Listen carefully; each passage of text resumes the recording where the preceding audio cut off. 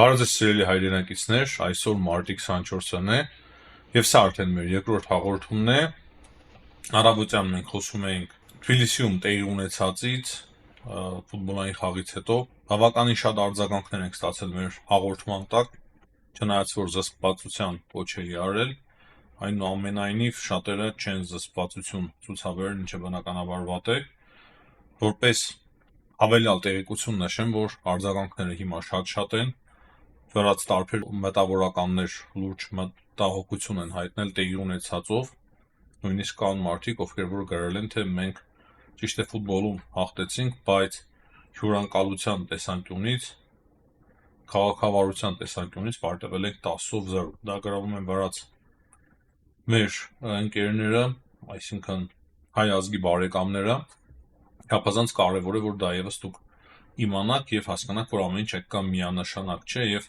բնականաբար ամբողջ ժողովրդին չի կարելի համեմատել մի խումբ անչափահաս, ծայրահեղ,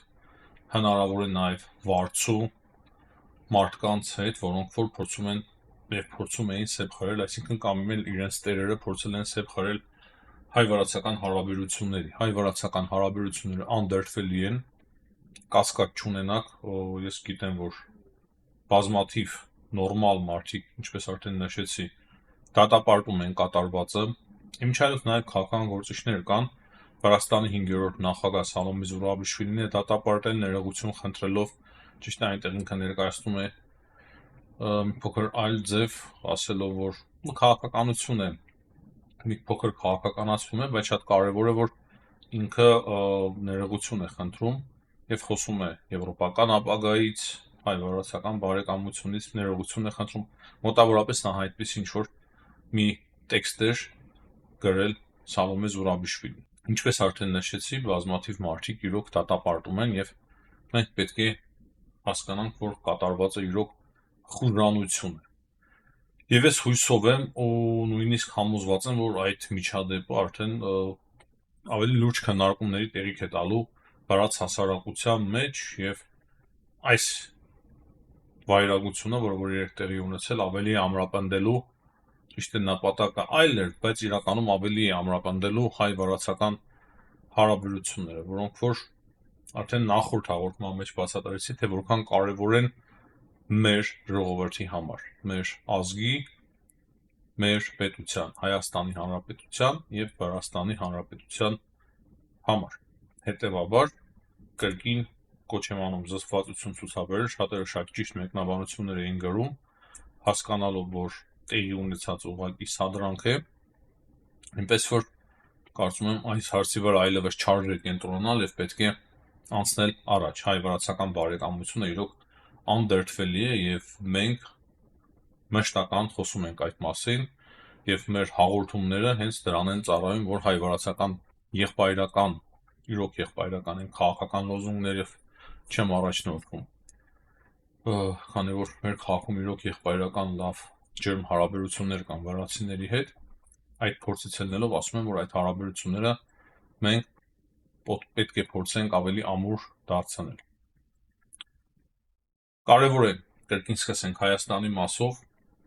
ԵՄ անդամակցության մասով կարևոր որոշում է այսօր կայացրել Հայաստանի ազգային ժողովի եվրոպական հանձնաժողովը դրական եզրակացություն է տվել Հայաստանի Եվրոմիությանը միանալու գործընթացին եւ շատ կարեւոր է իրոք այս օրենքը Հայաստանի համար, ճիշտ է ինչ-որ փոփոխություններ են մտնում այդ օրենքի մեջ, բայց Հայաստանի արտգործնախարարի տեղակալ փոխարտգործնախարար ավելի ճիշտ է ասել, Պարույր Հովհաննիսյանը շատ հետաքրքիր բաներից էր խոսում, հնարավոր է շատերի համար հասկանալի է, բայց մի մասի համար վստահաբար անհասկանալի է, խոսում էր նախ ադրբեջանական ագրեսիվ քարոզչությունից եւ հստակ նշում, որ Ադրբեջանը առաջին անգամ չի այդպիսի դիրքորոշում ցուցաբերում, երբ որ կարևոր առաջընթաց, կարևոր քայլ է տեղի ունենում, դա Ադրբեջանը անում է սովորության համաձայն եւ այն լարվածության իմիտացիան, որը որ սահմանին տեղի ունենում, նույն ձև Ադրբեջանը վարվել է նաեւ նախկինում, երբ որ պայմանավորվածություններ էին ձեռք բերվել Ադրբեջանի եւ Հայաստանի միջեւ, այսինքն նոր չէ, իրոք ես էլ եմ այդ մասին մտածել, որ Ադրբեջանը միշտ էլ երբ որ ինչ-որ զգալի առաջընթաց է տեղի ունենում, նման ձև է ինքն իրեն սկսում դրսևորել։ Բայց կարևոր հայտարարություններ է արել պարոն Հովհաննիսյանը, հստակ նշելով, որ Եվրոմիության հետ փաստաթուղթ է շուտով ստորագրվելու, Հայաստան-Եվրոմիություն համագործակցության փաստաթուղթ, այն SEPA-ից անգամներով առավել է լինելու այն առումով, որ առաջին անգամ անվտանգության հստակ բաղադրիչ կա այդ փաստաթղթի մեջ։ Եվ հստակ, շատ հստակ նա ակնարկում է, որ քանի որ հիմա լուրջ փոփոխություններ են տեղի ունենում Եվրոմիության մեջ, Եվրոպական միությունը իրոք այլ մոտեցում ունի անվտանգությանը եւ Հայաստանի անվտանգությանը լրիվ ուրիշ ուշադրություն է հատկացվելու, համենայն դեպս ես այդպես հասկացա իր խոսքից, այսինքն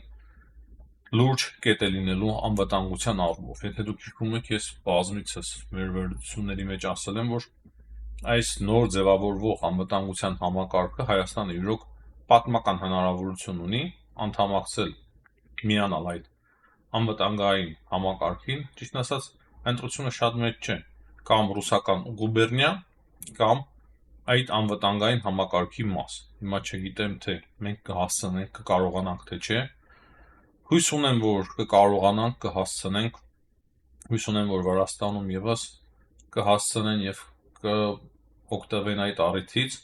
որպեսզի մենք իրոք պաշտպանված լինենք։ Շատ կարեւոր է, որ Եվրամիությունը այդ անվտանգության բաղադրիչը մտցնում է հարաբերությունների մեջ նաև հարավային Կովկասի մասով։ Եվրամիության դիտորդական առաքելության մասով եւս կար ակնարկ, որ հնարավոր է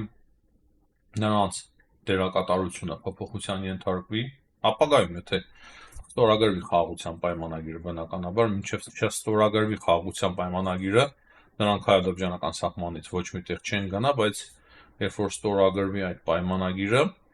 ապա Եվրամիության դիտորդական առաքելությանը կարող է այլ առաքելություն տրվել, չեմ կարող ասել այս պահի դրությամբ ինչ առաքելություն, բայց մանդատի փոփոխություն կարող է տեղի ունենա, եւ ես որքան հասկանում եմ, մեր կոչերը եւս տեղ են հասնում, եւ Եվրամիության դիտորդական առաքելությունը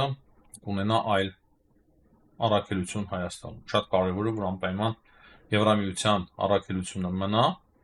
եւ դառնա երաշխավորը հայ-ադրբեջանական այս ստորագրվելիք պայմանագրի, այսինքն եթե չի ստորագրվում պայմանագիրը, նրանք ոչ միտեղ չեն հեռանում, իսկ եթե ստորագրվում է, նրանք դառնում են այդ պայմանագրի իրականացման երաշխավորներից մեկը։ Սա շատ կարևոր է ֆիքսենք եւ առաջ անցնենք։ Կարևոր է նշել, որ Ֆրանսիայի դեսպանը գտնվում էր Սյունիքում, երկօրեն է Սյունիքում է, Սյունիքի մասով շատ կարևոր հայտարարություններ են հնչել, եւ Ֆրանսիայի դեսպանը իրոք շատ վճռական քաղաքականություն է ցուցաբերում Սյունիքի մասով եւ ասում է, որ Սյունիքի բնակչությունը պետք է վստահություն ունենա եւ ոչ թե ինչ որ անորոշության մեջ լինի, այսինքն վստահ, որ ոչինչ չի լինի, անորոշություն չպետք է լինի այս հարցում, եւ նա նշել է, որ Ֆրանսիան շարունակում է ներդրումներ անել Հայաստանում, մասնավորապես Սյունիքում, եւ Կարմիր խաչի միջնորդությամբ բացվել է շատ կարևոր դիսպանսեր։ Գորիսում նաեւ կա եւ զարգանում է ֆրանսիական մշակութային կենտրոնը։ Եվրոպական միությունից կարևոր հայտարարություններ կան, որ նաեւ ողջունի խոսք է եղել, որ բացվել է Հայաստանի եւ Թուրքիայի միջև մարգարայի անցակետը, ճիշտ է, հումանիտար բեռների համար դեպի Սիրիա ուղարկվող իմչալուց Ամերիկայի Միացյալ Նահանգները եւս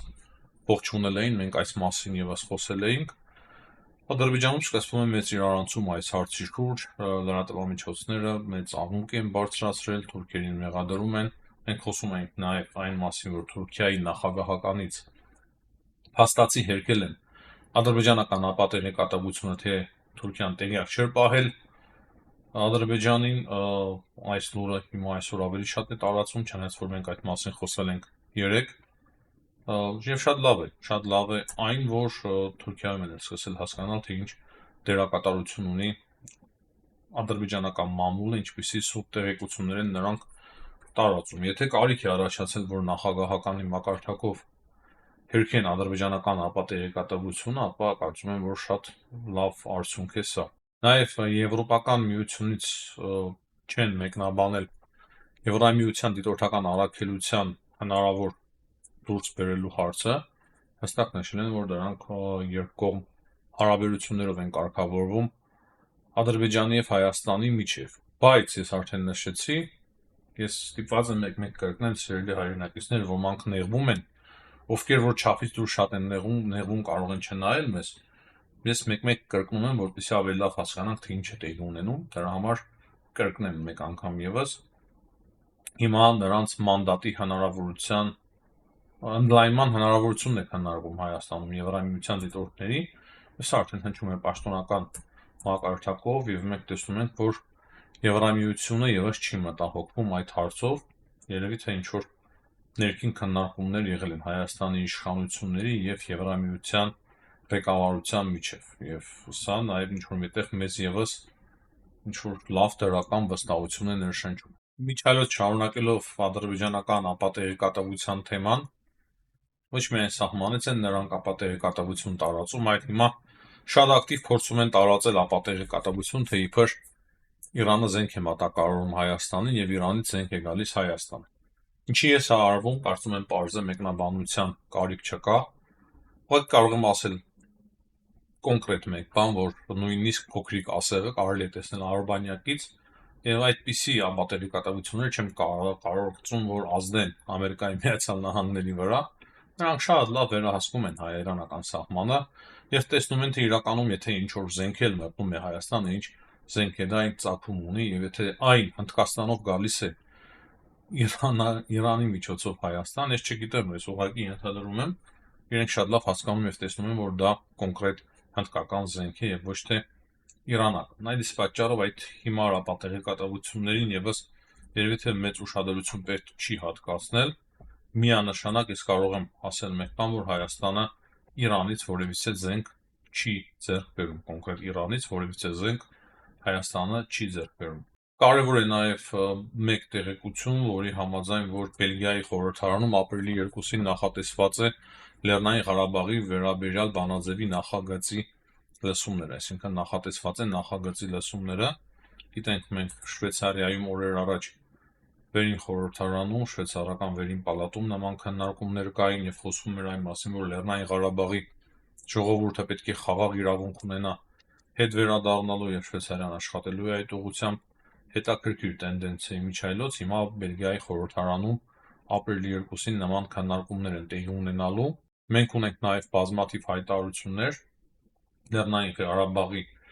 վերաբերյալ, Լեռնային Ղարաբաղում տեղի ունեցած էթնիկ զտման վերաբերյալ, Լաչինի Միչանսկի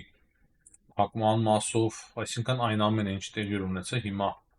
նոր են հիշել, պետք է անկեղծ լինենք։ Համ ուրախացնող է, համ մտահոգիչ է, ամենայն անկեղծությամբ պետք է սա նշեմ, քանի որ չեմ ցանկանա, որ հայ ժողովրդին մեկ անգամ եւս օգտագործեն, լինեն դրանք Եվրոպայից, Ամերիկայի Միացյալ Նահանգներից, Ռուսաստանից, Իրանից, թե որտեղից լինեն, մենք պետք է այնքան խելացի գտնվենք, որ առաջնորդվենք միայն մեր ազգային պետական շահերով։ Բնականաբար Լեռնային Ղարաբաղի ժողովուրդը պետք է վերադառնա Լեռնային Ղարաբաղ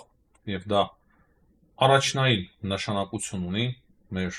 ժողովրդի համար, բայց պետք է այս հարցը շահարկումների տեղի չտա եւ չպետք է այս հարցը ուղղակի օգտագործեն ինչ որ քաղաքական նպատակների համար։ Մենք պետք է նախաձեռնենք այդպիսի հարցերը կոնկրետ Հայաստանի պետությունը ներքին կարգով եթե նախաձեռնում է, պետք է նախաձեռնի եւ հստակ ծրագիր պետք է լինի, թե այդպիսի նախաձեռնությունների հետևում մենք ինչի ենք ուզում հասնել, ինչ պետք է։ Ցանկացած հարցի շուրջ, կոնկրետ այս հարցի մասին չէ, մենք ինչի ենք ուզում հասնել։ Թե չէ կարող է այնպես ստացվել, որ ուղղակի ինչ որ բանաձևեր ընդունեն, որով որ մենք ավելի շատ հյուրախավորվենք։ Մենք պետք է մեր ազգային եւ պետական շահերով առաջնորդվենք եւ մեզանից պետք է այդ հարցերը դուրս գան։ Եթե դրանք համապատասխանում են մեր ազգային եւ պետական շահերին, այդպիսի բանաձևերը պետք է առաջարկվեն եվրոպական բոլոր երկրների խորհրդարաններին, բոլոր երկրների։ Իսկ եթե ոչ, եթե իրենք իրենց են այդպիսի նախաձեռնություններ անում, պետք է հասկանանք եւ ինչ-որ միտեղ նաեւ առաջնորդենք, հուշենք, որպեսզի այդ բանաձևերը իրոք օգուտ կարող է հասցնեն մեզ, ավելի ճիշտ օգուտ հասցնեն մեզ եւ ոչ թե վնաս։ Հույսով եմ պարզ էր այս իմ մեկնաբանությունը, մի փոքր շատ եմ բացում փակագծերը, քանի որ գիտեմ հիմա ինչ որ կգտնվեն անկիրթ մասսայի ներկայացուցիչներ, որոնք որ ինչ-որ վատ մեկնաբանություններ կարող է թողնել։ Ցանկացած հարց, լինի դա ցեղասպանության, միջազգային ճանաչման հարցը, գործընթացը, Լեռնային Ղարաբաղին վերաբերող հարցեր, այդ հարցերի հետևում այդ հարցերի նախաձեռնողը մենք պետք է լինենք, Հայաստանի Հանրապետությունը, եւ մենք հստակ պետք է ծրագիր ունենանք, թե այդ հարցերը նախաձեռնելով մեր բարեկամ երկրի խորհրդարանները, քաղաքական գործիչները այդպիսի որոշումներով, բանաձևերով ինչպես են մեզ օգնելու հասնելու ինչ-որ ծրագրերի լուծման։ Հիմա անցնենք միջազգային կարևոր հարցերի։ Տեղեկություն կա, որ Թուրքիայի արտգործ նախարար Հական Ֆիդանը երկօրյա այցով մեկնում է Ամերիկայի Միացյալ Նահանգներ, քննարկելու են այնտեղ Ուկրաինային վերաբերող հարցեր, Պաղեստինում իրավիճակը, Սիրիայի ազդեցությունը այդ ամենին, Իսրայելի ազդեցությունը այդ ամենին, Սիրիայում տեղի ունեցող իրադարձությունները եւ F-35-երի մատակարարման հարցը Թուրքիային։ Ես կարծում եմ, որ Թուրքիայի արտգործ նախարարի Ամերիկայի Միացյալ Նահանգներ մեկնելով կքննարկեն նաեւ Հայաստանին, այսինքն նաեւ Հարավային Կովկասին վերաբերող հարցեր, Ադրբեջան-Հայաստան հարաբերությունները, խաղաղության պայմանագրի հարցը եւս քննարկման առիթ կդառնա։ Տեսնենք, թե ինչպես կզարգանան իրադարձությունները, իմիջիայլոց Թուրքիայում կրկին հանգիստ չէ, ցույցերը շարունակվում են, կարծում եմ Թուրքիայում իրադարձությունները դեռևս առջևում են, այսինքն ամենօրյա ռեժիմով կարող է շատ մեծ բազմահազարանոց, տասնյակ հազարավոր մարդկանցով, նույնիսկ 100 հազարավոր մարդկանցով ցույցեր տեղի ունենան Թուրքիայի տարբեր քաղաքներում։ Ուկրաինայի մասով բանակցությունները երկար ժամանակ է, արդեն քանի ժամ է, կարծում եմ 7-8 ժամ է, շարունակվում են Սաուդյան Արաբիայում, թե Ուկրաինա, Ամերիկայի Միացյալ Նահանգներ եւ թե Ռուսաստան, Ամերիկայի Միացյալ Նահանգներ, այսինքն քննարկումները շարունակվում են, բայց այդ արդեն հայտարարություններից հստակ պարզ է դառնում, որ ամերիկյան կողմը մեկ-մեկ թեքվում է դեպի Ռուսաստան եւ Զելենսկիի հայտարարությունները կա, որ Ամերիկայի Միացյալ Նահանգների որոշ պաշտոնյաներ, որոնք որ ավելի շատ մոտ են Միացյալ Նահանգների նախագահի վարչակազմին, ոչ թե հենվում են իրենց հետախուզական տվյալների վրա, Ամերիկայի Միացյալ Նահանգների հետախուզական տվյալների վրա,